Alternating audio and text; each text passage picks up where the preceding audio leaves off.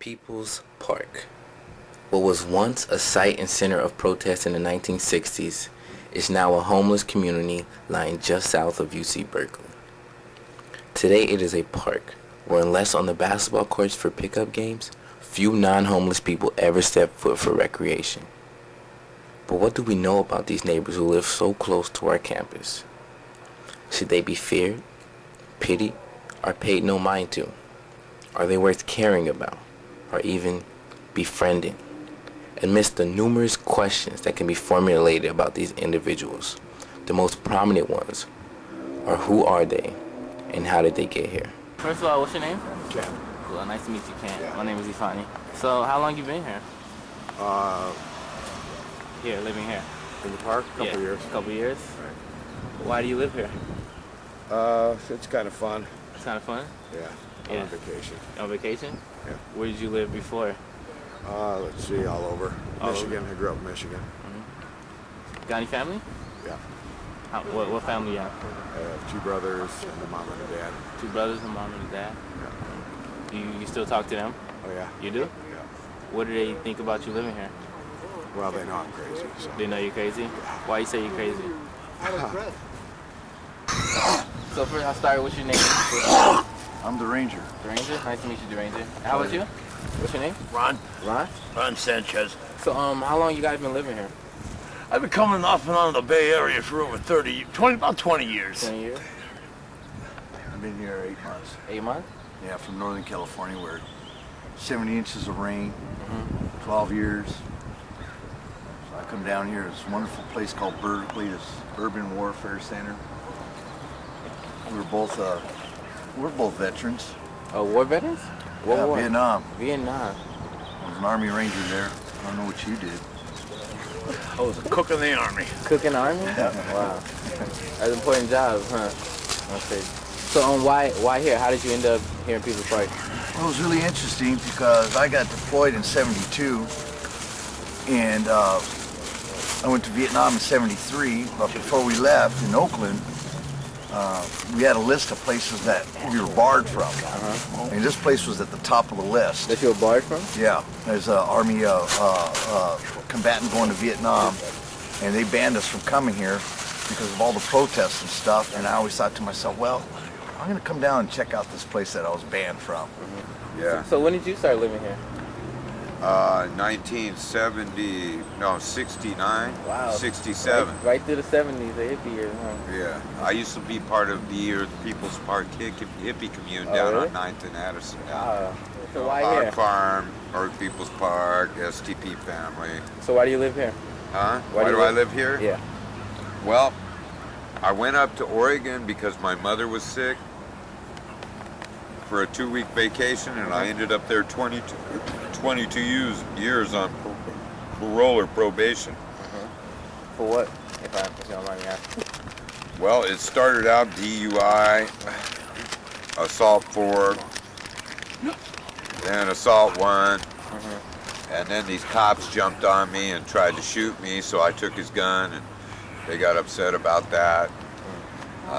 I got What about 5 that more 5 years. years in California where you stabbed that guy 26 times? Well, he was trying to rob me. Any idea? Okay. No, that's what the dude said. Oh, there's a biker. They always have drugs or money. Let's go get him.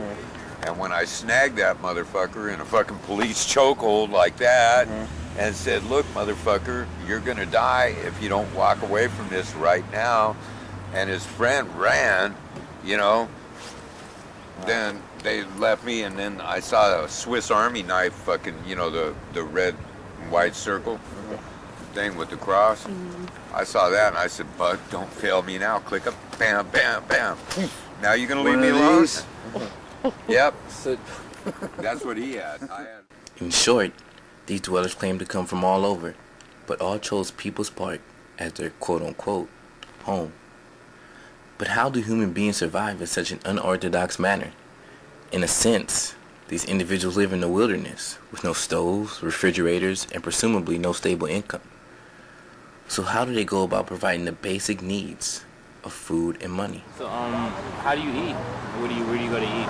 So you just sit here. You sit here? Food comes here? Who gives you food? Oh, it's Food Not Bombs comes every day. People give sandwiches away. So do any of you guys beg for money? No? I don't.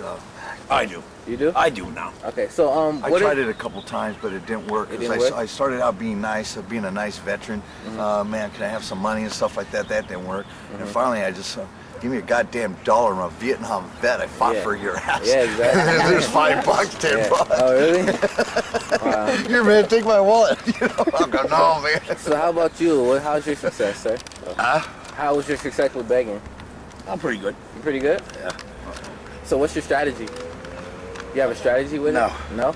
You just, where do you go Where do I go? to beg? Right on the avenue. On the avenue? Yeah. Telegram.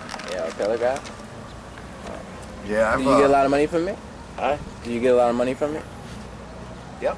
I find it really interesting down there because I've been pretty much all over the world, and I think here in Berkeley got the best panhandlers in the world. Oh, really? Yeah, yeah. And I lived up there in Humboldt County, up there in a little town called Arcata, and these guys put them to shame.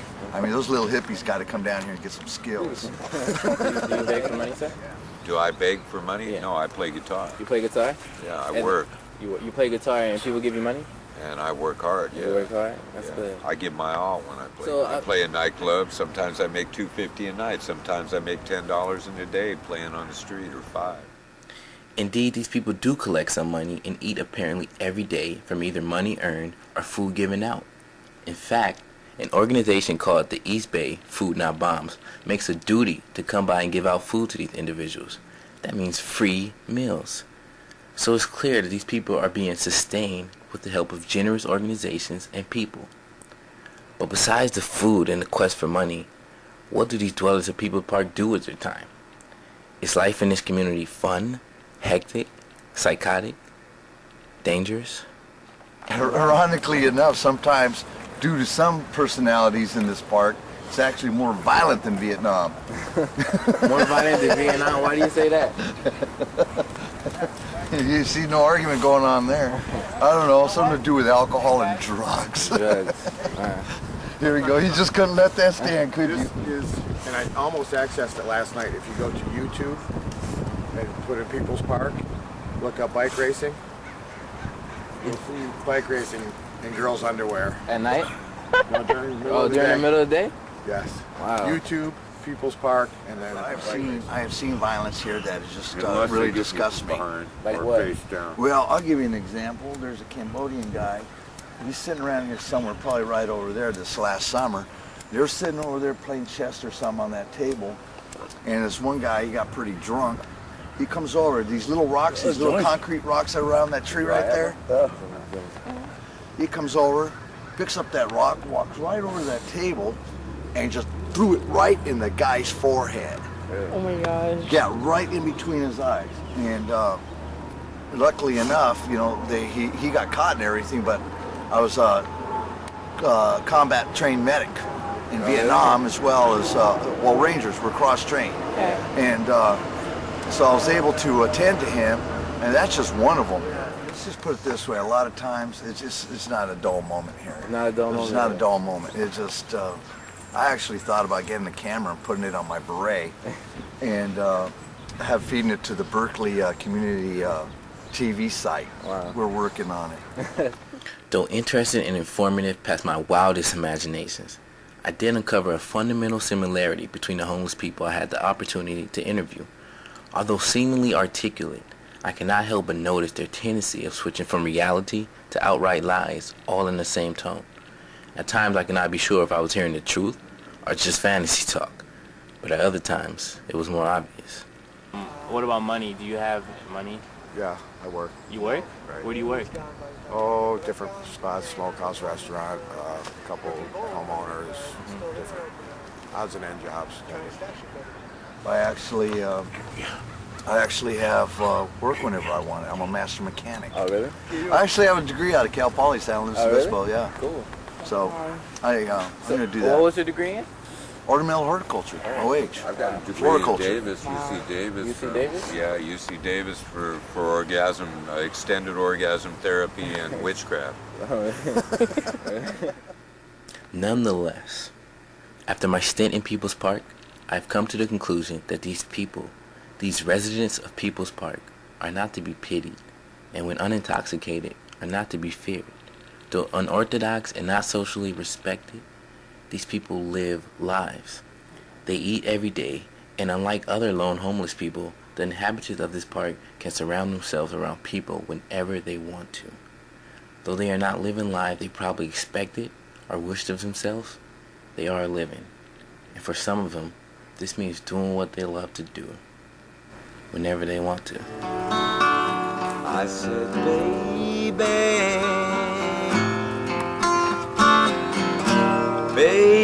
baby, you know I don't want to leave you.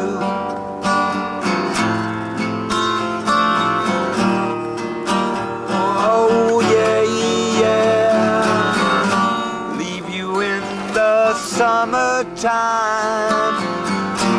Leave you when the summer comes along. Leave you when the summer comes along. Baby, baby,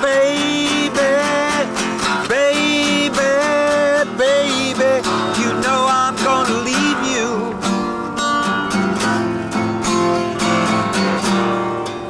But I ain't joking, woman, I've got to ramble. I've really got to ramble, 'cause I can hear it calling me. Don't you know I hear it calling me the way it used to do. I can hear it calling me back home.